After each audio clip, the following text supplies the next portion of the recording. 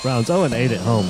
Just sad. I haven't heard you this down since Stocky Brown got fired. It's a game that we were in, and it's a game that we just don't finish. I don't want to watch anymore. Why? Why has that happened? I'm so sick of watching those plays. 16. I definitely do not want to watch it all 22. That's up and down to me. That looks like dysfunction.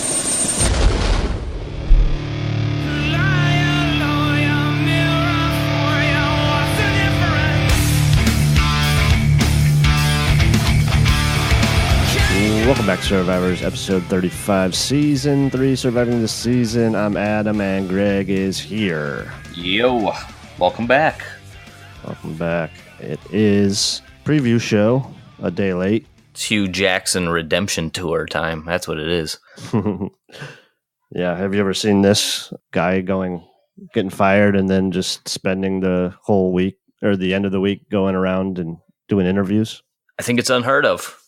I don't know if it has it. Maybe somebody can alert us to where this has happened in the past, but I can't think of a time. What did Sashi have to say? Yeah, Sashi's never spoken. He disappeared. Seen him? Yeah, from the face of the planet. I'm sure he's still cashing the checks, though. Well, Hugh's going to be cashing checks for a long time now. If he had a 5-year deal, as reported, and he doesn't have to go get a job anytime soon. So he's not going on ESPN to, maybe try to get into the booth, is he? I don't know. Sounds like he wants to be an offensive coordinator again. It sounds like he wants to pass the buck, make sure that the blame doesn't lay solely on him.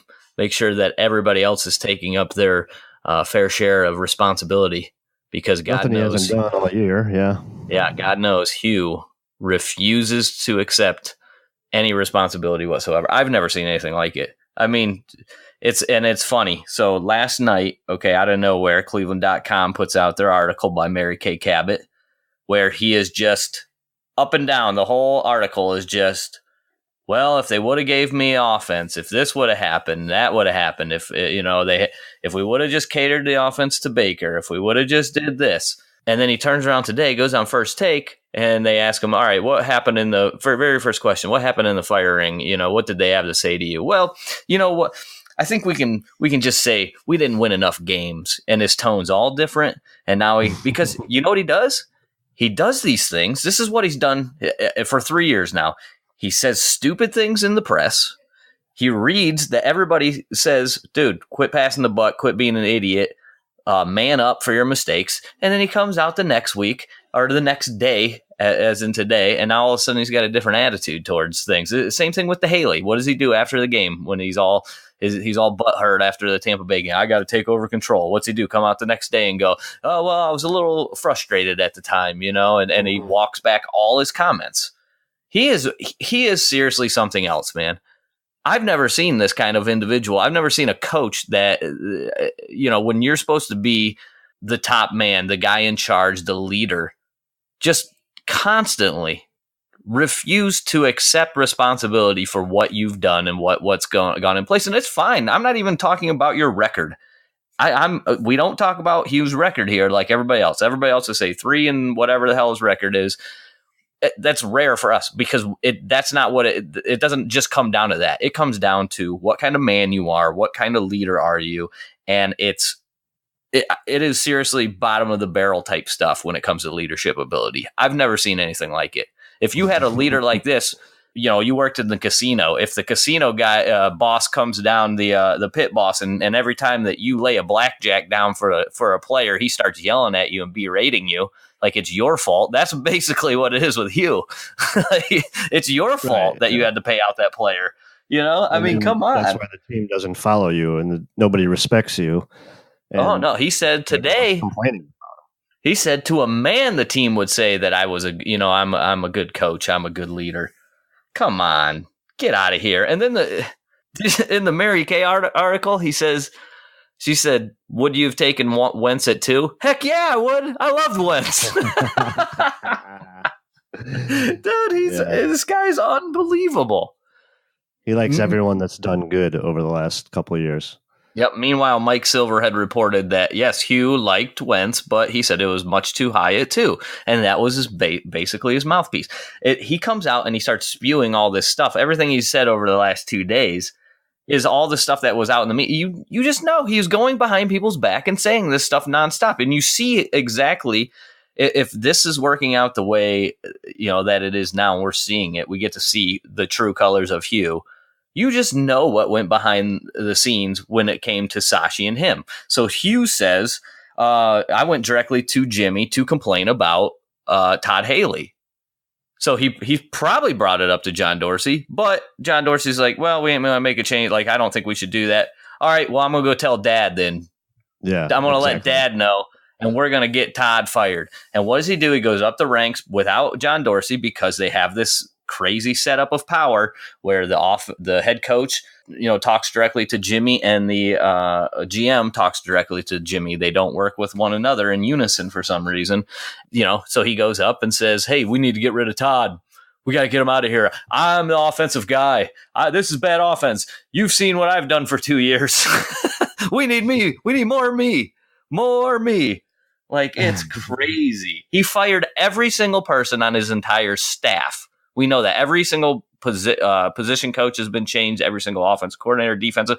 Think about this, like year 1, Ray Horton, defensive coordinator, gets fired. He was probably going, we probably would have been in a lot of these games, but our defense was so terrible. You got to get me a new defensive coordinator, right? You just know that this is the guy, and he's passed the buck on to every single one of his coaches all along the way. It's crazy, and it's over, and there's no reason to be upset about that. This is a good thing that he's not going to be here. This is a good thing. This finally gives this organization a chance to move forward without people having thinking that they're going to get stabbed in the back. Baker said it multiple times in his interview, the last one that he did, where he talked about trust. Why would he just be bringing up trust with the coaches? Probably because of what's going on behind the scenes already. Yeah, because he was a snake, man. It's unreal.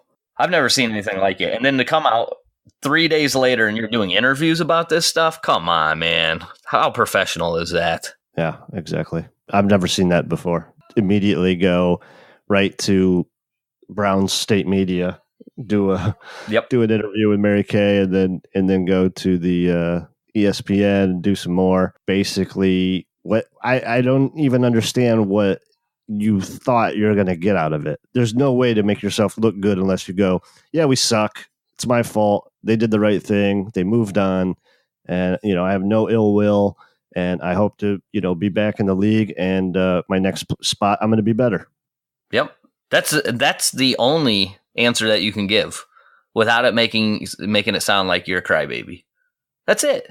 You can't, and if let's just say he did it one time, like this is the only time where he's like, look, I completely disagree with it. This is the reasons I should have never gave up the offense. No, this is what he did for 3 years now. It's always somebody else's fault. This didn't work out because I didn't have the players. This didn't work out because we had a bad defensive coordinator. This didn't work out because now I wasn't the offensive coordinator. This didn't work out because the quarterback coach wasn't good enough. It's always somebody else's fault. Yeah, my favorite part of this is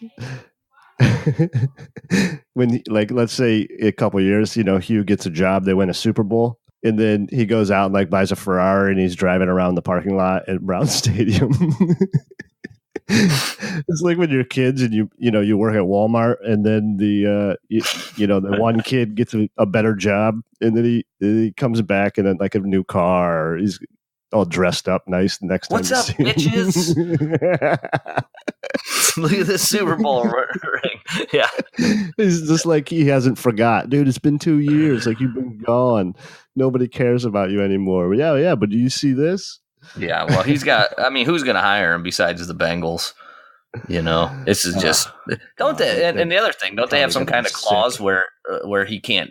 You would think there would be some kind of non-disclosure type clause where he can't just go air all the bad stuff going on in the which he said there wasn't. It's not discourse. Discourse is a bad word.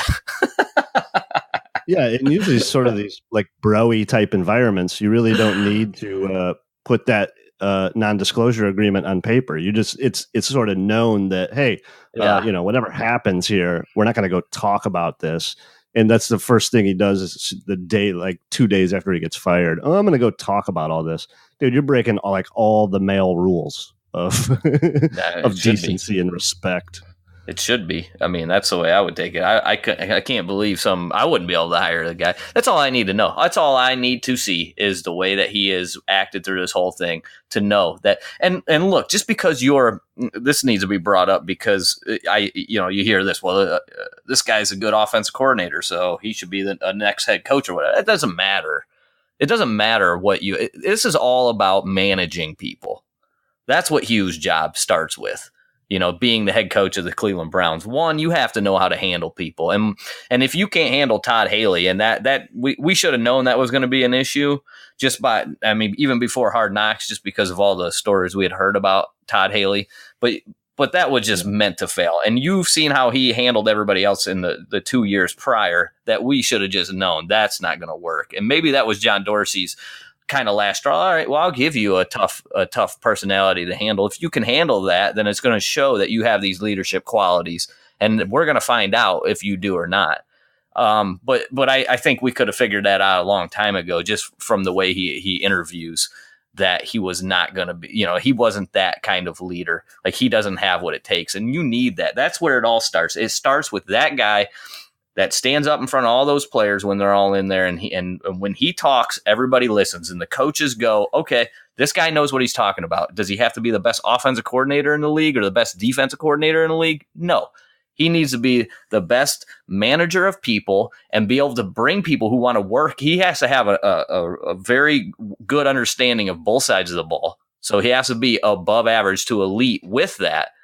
But he has to be somebody that people want to work under and learn under and be a great teacher. It starts with being a teacher, starts with being, having those leadership skills, and then just the utmost integrity where people trust you. They know you're not going to stab them in the back. They know that you're looking out for their best well-being. And when, you come up from one of those guys, you work with them, and then he's going to, when you're ready to go, he's going to tell the other teams, hey, take this offensive coordinator on as your head coach. He's ready.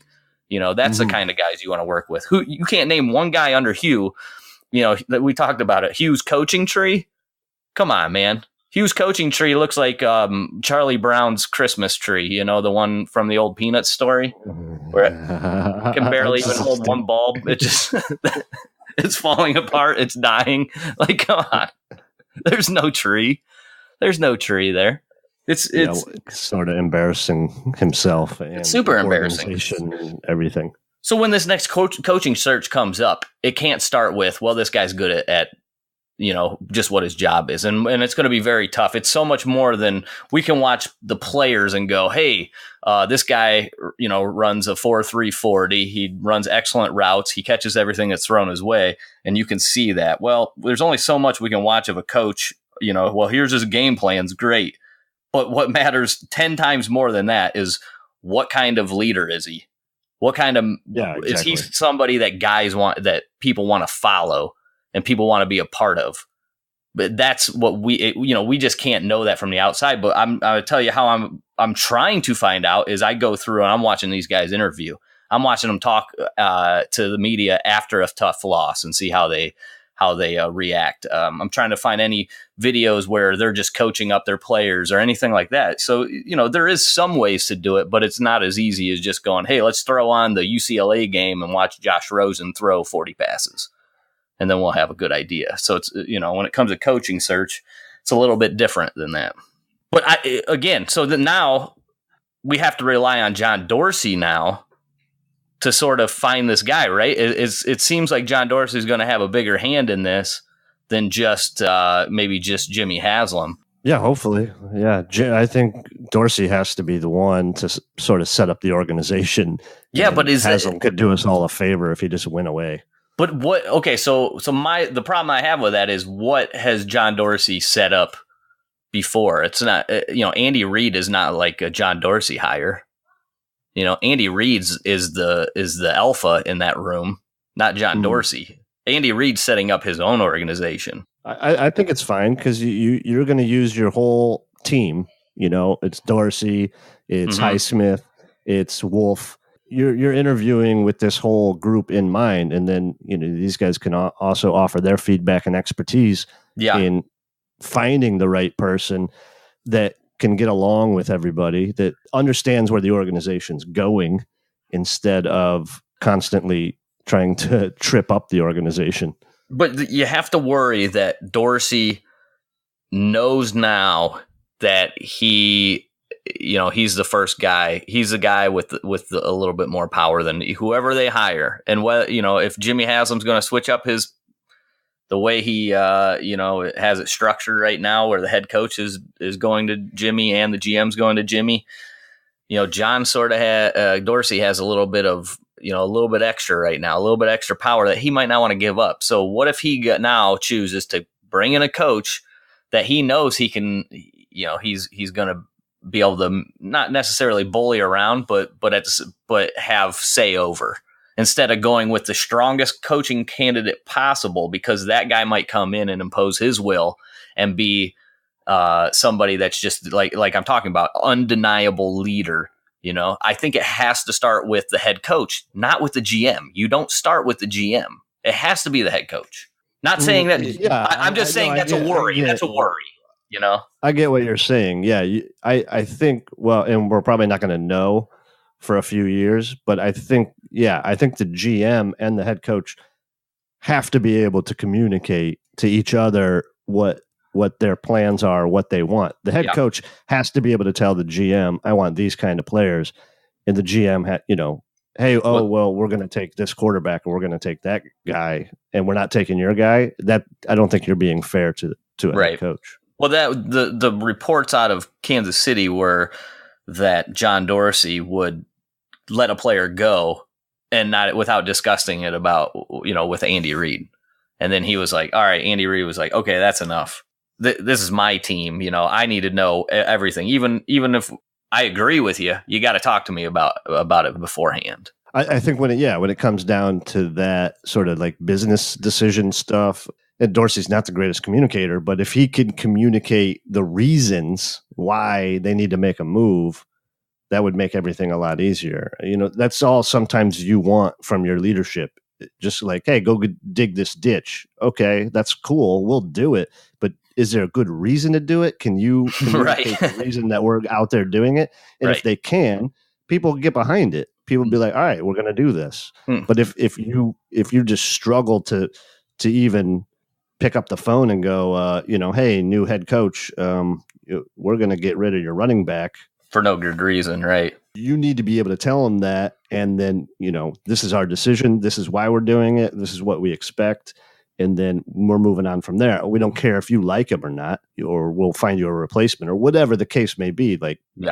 Dorsey does need to have the say in business matters, but I understand that you want your head coach saying, I want this kid. I want this guy. I want to draft this guy. These are my top picks or whatever. Yeah, well, I think that's important. And I don't think it has to be necessarily the coach going, this is the exact guy I want, which does happen from time to time, I'm sure. One of the things with Kyle Shanahan when he was working with the GM there, and the first season is they went for this one running back from BYU or Utah, one of those colleges out there, and he said, this is the guy I want, and they went and got him, right? So I'm sure that happens, but at the same time, I think most of the time the GMs is sort of saying or the coach is saying, these are kind of guys I want. Make that happen, But the coach has to have a good eye for talent. Also, it can't just. I think people go, well, the GM picks a talent, and that's just the way it works. No, the GM has to be able to talk to the coach about, look, this is the good qualities in this guy. Does this fit what you're trying to do? The coach, has to be able to explain, these are the things that I need from my running back, or these are the things I need from a lineman or whatever. And then the GM can go and search for that style of player. That's the way the communication has to go. And I would even get my coordinators involved in that. Oh, absolutely. Absolutely. Yeah. I guess what I sort of hope for in this hire is that they get a guy that knows how he wants to structure his staff. So yep. I'm not sure you need like the best eye for talent if the guy knows, hey, I can go get this guy who can run the offense and has a really good eye for talent. Well, I mean, yes and no, because you're not expecting your coordinators to be there forever. Your head coach is. Like, if you're getting a good head coach, you want him to be there for a long time. That's what you're shooting for. Your goal is, hey, we want a head coach for 20 years. We want a guy the way the Steelers do it, or the way the Bill Belichick. But you're going to go through coordinators, and he's going. That's fine. That's fine. If right? I trust that head coach to go now make another hire. Like, right, that's what I was going to say. It's coach to pick his staff. It's all about the way that head coach sets up his organization. I literally just got done reading Bill Walsh's book, setting up. I don't know, 2 weeks ago, that just speaks upon all this leadership stuff that we're talking about, and everything I read, I'm like, this is the anti-Hue, and he talks about from the top to bottom. He would go in, he would write down everybody's specific job. This is what you're required to do, and that's all we ask of you. Like, you do that to a T. That's the end of the story. And then after that, nothing else is expected. But if you don't hit that, what we ask you, you're done. And it was just that simple. Like, you have to have somebody that has the organizational skills to go top to bottom. This is what everybody's job is, and this is the way you go through and follow through on that stuff. And when you show that, hey, this guy, one, he sets all this stuff up, and he makes himself, and he knows what he's talking about. He knows what he's how to see talent. He knows how to coach football. He's good at the X's and O's stuff. They go, hey, this is the kind of guy I want to work for. This is the kind of guy I want to learn from. This is the kind of guy that's going to show me the proper way of doing things, so I can take my coaching talents to the next level. I can be the next great head coach. It's out there, but it's so tough we can't see it from here. It's you almost, I don't even know how you would see it just within an interview either. And we're relying on John Dorsey now and Jimmy Haslam to actually get this right. And it makes me a little nervous thinking those are the two, especially when we get that interview after Hue's fired, and the two of them throughout the whole thing are basically just babbling nonsense. And we're going, what the heck? This is the two guys we have the organizations in these guys' hands going forward. Like, good Lord, this is what we're working with. It's scary, man. It's a scary proposition. Yeah. And of course, we're not going to really understand how it plays out right away. It's going to take some time to play out. So we're sort of at the mercy here. Dorsey seems to have some guys, we hear that already, is like, well, there's some candidates that are linked to Dorsey. One's the guy, Matt Campbell, obviously from Iowa State. So there's him, and, he's been in the league a long time. So he's got connections to plenty of coaches throughout the league. The question is, are they going to stay in the league? Are they going to move to the college ranks? How far is their coaching search going to go? I think you have a really good product to sell to a coach. Like, you're going to come into a good situation. You got a franchise quarterback. You got an elite pass rusher. You got an above average, just all around defense. We have some things we need to fix offensively, but a good coach is going to be able to do that within a year. That's not going to be an issue. Oh, I can fix the offensive line and get some wide receivers. Okay, not a problem. Right. Like that's a hell of a coaching job. Yeah.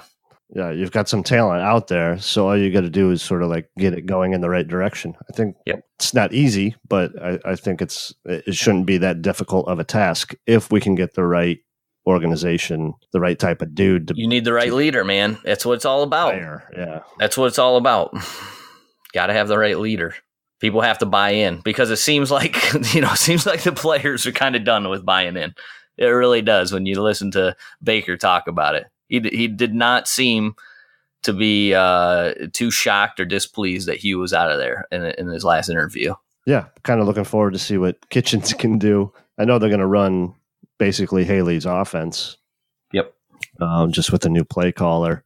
And Greg Williams is tabbed as the interim head coach, which should lead to tons of hilarious interviews, at least. Well, they've already been two good ones. If you watch the Greg Williams and Freddie Kitchens interviews from a couple days ago, where Greg Williams said he's had 11 jobs offered or letters sent.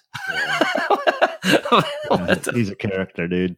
I've turned down 4 of them. All I had to do was just show up for 4 of them. And then Freddie Kitchens comes out the next day and at the end of his interview said, nobody brought it up, but I think I need to mention it. And I have not had one coaching opportunity, head coaching opportunity come forward, which is great. Yeah, they're having some fun there for sure. Oh, I imagine the smack talk goes up by 200% in Berea, in the Browns building. Mm-hmm. As soon as Greg Williams steps in as head coach, people just start talking mad shit to one another. He runs his mouth the whole practice. We saw, back, what was it, building the Browns, where Baker comes in day one, Greg Williams starts talking trash and Baker's talking right back. Like, that's good stuff. And Greg Williams even talked about it, the give and take that he has with Baker. So he seems to have a pretty decent relationship with Baker, which is nice. Hopefully he just gets out of the way, doesn't try to do too much, just lets this thing play out. Only 8 games left. So I don't know how much damage Greg Williams can do, but this would have, it was kind of a shocking head coaching, like to choose him. I mean, you kind of had a crap lot here to even choose from, to be honest. There wasn't a lot of good names on this coaching staff. I guess it makes sense to get Greg Williams, but I was kind of shocked that, he's actually getting a head coaching job. Yeah. Well, he's got quite a task this weekend. Do you want to get to the Chiefs game? Yeah, let's do it. Or you got more on the coaching? No, that's about it. Do you have any more on the Hue interview? I don't know if there's more to that you want to cover, because it was, like we said, quite the thing. Yeah, I mean, You covered it good enough. Okay. It's pretty embarrassing, I guess, is what it comes down. It's for Hugh. Yeah, it's almost unbelievable that he thought that would be a good idea. Okay, which just pretty much shows why he was probably a bad idea to begin with. I don't know. I'm not sure how he got the job, and now that we're seeing some of this stuff, it's like what happened 2 years ago. Well, he was the assistant, or he was the offensive coordinator of the year, so he had all these accolades, and that's great. I mean, okay, great. He can run his offense. Fantastic. So we look at that from the outside and we go, great, this could be great because he can work with Baker, and go. That's what people will be saying. We need to find somebody that's young, that can work with Baker, get Baker better. No, we need to find somebody that can direct a football team to the Super Bowl, can lead everybody on the team, not just focus on the quarterback. He needs to focus on the whole organization, top to bottom. We need to find that. This is where I was saying, it's not just about being good at calling plays or whatever else an offensive coordinator does. It's about finding somebody that the team can buy into, and I don't think people could buy into Hue. Obviously, the team had enough. So Greg gets to face the Chiefs this weekend. I believe this game opened 8.5.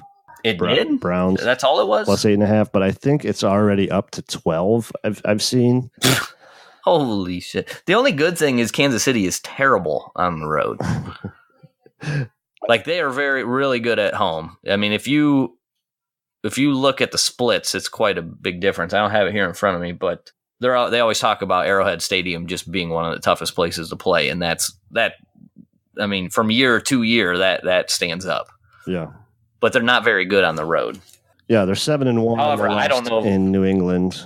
Played a couple close games in Denver and in Pittsburgh. And game 1, they beat the Chargers by 10 in L.A., which is barely even an away game. True. Let's be honest. Yeah. There's reports that there's more fans from the opposite team when you go to L.A. to watch the Chargers games. I went to a Broncos Chargers game. I don't know what year that was. Maybe like 2003 or something like that. 1, they had they played in one of the worst stadiums I've ever been in. But 2, there was so many more Broncos fans than San Diego fans. I couldn't believe it. And I was there, and I'm asking my buddy, like, this is like this every single game? He lives out there. And he goes, yeah, oh yeah, we never. He goes, you should see it when there's a Raiders game here. It's all Raiders fans. Yeah. There's not one Chargers fan in the whole building. From Oakland, when they used to go down, you couldn't buy just Oakland tickets. Like, you had to buy like a 3-game package. to go to San Diego to watch Oakland. Like they wouldn't just that sell makes you sense. single game tickets for Oakland because. Well, I mean, we have had a couple of years like that where it's been like that with Pittsburgh Steelers fans coming in. Travel up, right? Unfortunately, we've had a lot of bad Cleveland Browns seasons. So, this could be an interesting game. Harrison, our left tackle, was sick today. I don't believe he practiced. He's questionable. Callaway. Goob said he's questionable he's been questionable every week so far this year. Yeah. Inability. So let's not be kidding ourselves. If inability, where do they put that on there? Questionable ability. Higgins is questionable, but some people think he's going to play, right? He said, "What practiced. Didn't you just tell me that he had a quote?" He said, "What did he say about Jarvis Landry?" Callaway. He said that if Callaway can go, he has to be out there, something like that. Because Callaway popped up on the. That's what Higgins said. Higgins said that about Callaway. Yes. So but he said the reason is because Callaway listened to Jarvis Landry's speech, yes. Right? Yeah. So Higgins is going to be out there. He can't call out somebody else if his bitch ass is going to be sitting over there. Yeah, that's what I think. I don't have any injuries for the Chiefs. You have 0 injuries for the Chiefs? You got to be shitting me. They have nobody out? Or you just don't have it in front of you? I don't have. Who cares? Yeah, who cares? Right. I had a whole thing I was going to do about, mid-season reports. Like we did the quarter. Hey, let's look and see where we're at the mid-season. But with all this Hue stuff, I guess we'll throw it off till next week. Same thing with this pregame. Let's do it after the Falcons game. We'll do it in the. Put that right in the bye week. Yeah, that's perfect. All right, we'll do that. It's a little past the halfway mark. Yes, slightly. Yeah, so anyways, they're coming in with, so now you're saying 12-point underdogs for the Browns. It sounds about right because they're absolutely lighting everybody up. What do you got for the point totals this year if you just you had those games in front of you? Well, points per What's game. The lowest amount of points that they've scored in a game? 27. Oh, bad week. That's the greatest week in the history of Browns to score 27 points. Yeah, Mahomes only threw for 304 yards and 1 score that week. Oh, what a friggin' bum. Mm-hmm. Now, the whole thing is Baker versus Pat Mahomes. This is going back to their college matchup where they each put up like 8 million yards. When you look at it, Patrick Mahomes is having a hell of a team, but it's not even close. And I'm not saying that, Baker and Patrick Mahomes are on the exact same level at this point. I'm not saying that. Obviously, Mahomes is playing as good as any quarterback in the league, if not the best quarterback play right now. But he's got Tyreek Hill, Sammy Watkins, Chris Conley, Demarcus Robinson, Travis Kelce, Kareem Hunt. I mean, there's weapons galore on this team. And, all the Sashi haters and the John Dorsey lovers will say, well, John Dorsey did that. And that I would say, good, fair point. Good. Hopefully he can do that with us. So the Wizard can go and start acquiring us some of these guys. So, but when you look at this roster, man, it's all Mahomes has to do is just get the ball out of his hands on time. And you got guys that can just take it to the house. Tyreek Hill, I don't know if there is a quicker player in the league right now. On film, he looks faster than everybody. It's not even fair. It's like Reggie Bush high school tape. If you ever you want to be entertained, look up Reggie Bush play high school highlights and then just laugh at how unfair it is that Reggie. I mean, it's like Hue Jackson on Super Tecmo Bowl back in the day. Yeah. Tyreek Hill could just take the ball down to the end zone and then turn around, run back to the other end zone. And then 400-yard touchdown. Yeah, for sure. Ward over there and put the speed on the speed. That's the matchup.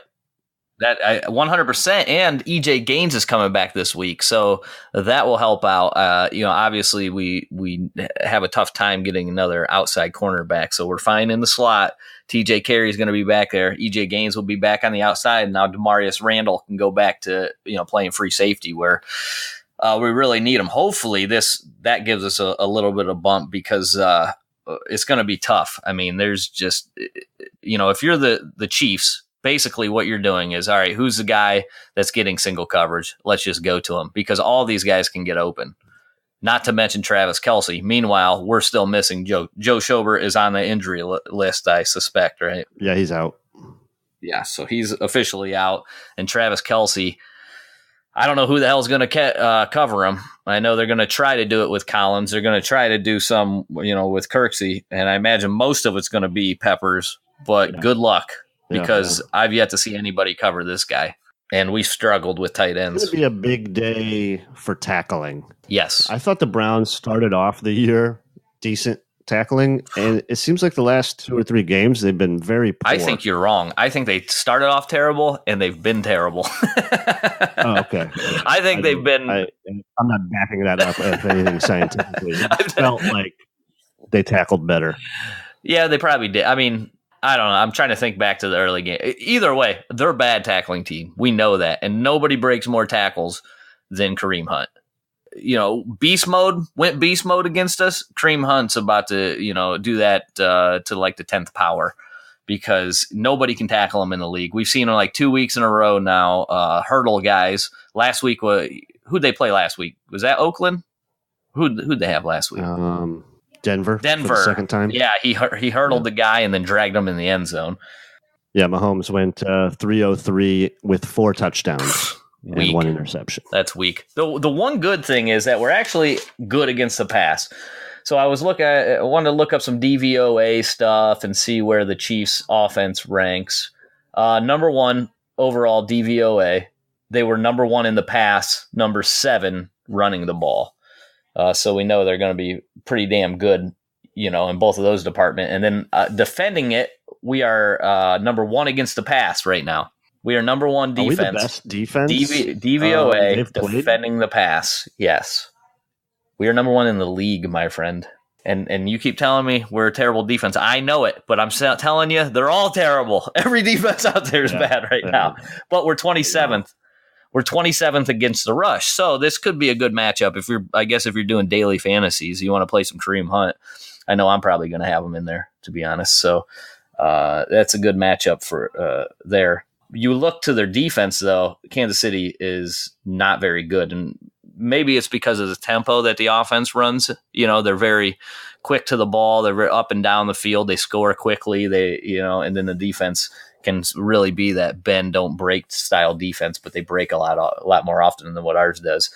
Defensively, they are ranked, where do I have it? 26th overall for the league, 13th against the pass, 32nd against the run. So if you want to line up some Nick Chubb, that might be a good play this week. But the only problem is when you're down in your 12-point spread, chances are the Browns are going to be down.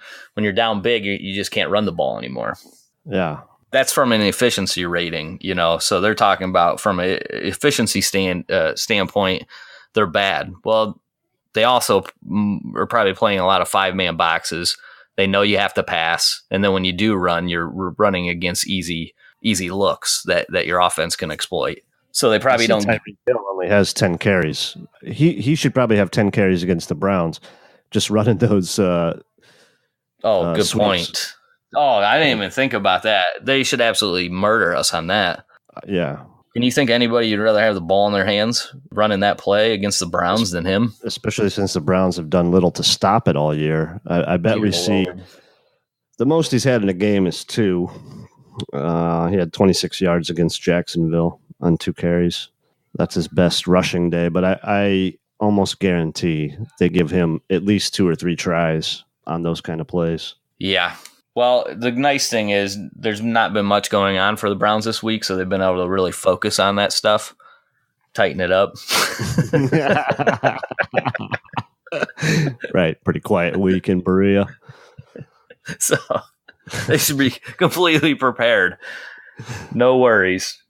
So the other thing is the guy that is getting talked about as a head coaching candidate, Dave Taub from Kansas City. He is the special teams coordinator, and their special teams from a DVOA rating rank number one overall, and the Browns We moved up. We actually had Hue took the time to go work with the special teams, right?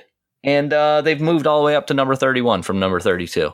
Boom. And you were hating on him, and now he's gone. He went and improved the team, and then you guys went and fired him. Who's 32, and the Chargers, by the way? Chargers. I wrote it down just because I wanted to know, like, who could be worse than us? But it really just, it really has gotten a little bit better. And part of that, if you noticed, a lot of the more recent roster moves that John Dorsey has been making is adding guys that contribute to special teams. Now, I don't. Who's Farrell Brown was a tight end that they put on the roster last week. I should have looked and saw if he had any special team snaps, because I kind of thought that's what they were going to be doing with him. But they added a couple players that contribute only to special teams. Now, why it took that long for John Dorsey to do that and to recognize that, why he didn't do that in the offseason, I don't know. But at least they made a couple moves to try to get us up that one slot to the 31st rank special teams unit. So keep improving game to game. Keep improving every day. So from a defensive spot, D Ford's absolutely killing it, and I just lost my page here. Unbelievable. Yeah, because he's got a bunch of sacks. They have allowed a lot of yardage. I mean, they don't have much of a secondary, right? Oh, they're just not really a good defense at all. Now they get ahead, and I think that's the thing we were talking about. Boy, wouldn't it be nice if the Browns could be ahead in these games, and then you can take that defensive line that we have and just let them rush the quarterback, and Miles would just kill him. Well, that's what D Ford's doing this year. He's got like 8 sacks. I've lost my page, but he might have one more than Miles or the same as Miles. But he's been having a heck of a year. He hasn't been as good. He's been up and down sort of throughout his 4-year career. But this year he's absolutely getting it done. Pull this up here. Justin Houston, he's out, or you don't have the. I don't know who's out. Yeah. The other guy's Chris Jones. He was a 2nd-round pick. Now he's a stud interior guy. He does it all. Stops a run. Gets does it in the pass. Reggie Ragland, you remember him? We talked about him in the draft. Mm-hmm. He got traded from the Bills. He's not really playing all that great or anything, because he's kind of what we thought he would be, a guy that stops the run but won't be able to move in coverage because of his frame, bigger guy. So he's there in the interior. Anthony Hitchens, who's a guy went to Clearview. He's from Lorain. He's playing for Kansas City now. He's kind of struggling. He played for the Cowboys also. And Dorian O'Daniel, that was one of your guys that you liked. I know one of the guys I have discussions with every single week, Matt, he brought up Dorian O'Daniel during the draft process as one of the guys he really likes. And this is the style. He's a style linebacker where you've now gone away from stopping the run to wanting to stop the pass all the time. So he's an undersized linebacker. He probably weighs like 215 pounds, sort of like that safety, playing in that style of what we're doing now with Kindred, with Peppers, putting him up at the front of the line. And then in the secondary, Eric Berry is still out. He's yet to see the field. So they've got some major issues, injuries when it comes to some of their, the few star players they have on this defense. So maybe once they start getting those guys back, the defense will get a little bit better for Kansas City. But right now, Kansas City's whole game plan just comes down to outscoring you. It's where offense matters more than defense to them. And if we put up more points than you, then it doesn't matter how many you score. You score 99, we'll score 100. But this is a defense that we should be able to move the ball against. And I don't know what's going to happen with Desmond Harrison, if he's going to play or not. He was out with the illness today. Chances are, I would imagine he's going to play, but he needs to play a hell of a lot better for this offense to improve. The wide receivers need to play a hell of a lot better and catch these passes Baker's putting on them if this offense is going to move the ball. Honestly, I don't think we stand a chance in hell of really winning this game. But Adam, what's your prediction for the game? Well, I do want to pick out this storyline that I'm super excited about. The Britton Colquitt's brother is the punter. It's Dustin Colquitt, their father. And what's he punted? Like one time this year? I don't know, but Britton's tearing it up. I don't know about it. Dustin probably doesn't have to punt much. 21 punts. Dustin probably suffers from for the season. That's what he's had. Hold on, let me find out what our punter's done for the season. We had 21 in the last 3 games, easily. No doubt, right? Hold on. Dustin, he suffers from cold leg. That's where you haven't kicked any of the whole game. You have to get a masseuse to keep your leg warm. 59. Britton's earning his money. His brother's only punted 21 times. We've punted 3 times. Almost 3 times as many as they have. Oh, boy. I think that's the ESPN lead story as it goes into the game, like they'll do a whole profile. Their dad was a punter also? A long line of punters, yes. Craig Colquitt, wow. Super Bowl champion for the Steelers in 1978 and 1979. His brother, Jimmy, was a punter for Seattle Seahawks in 1985. Holy cow. All they do is punt over there at this house. They've cornered the market. Well, dude, was there a better job in the history of anything? If your job was you just got to go kick the ball like 7 times a week, that's it, and then you got paid $1 million a year to do it, what's better than that?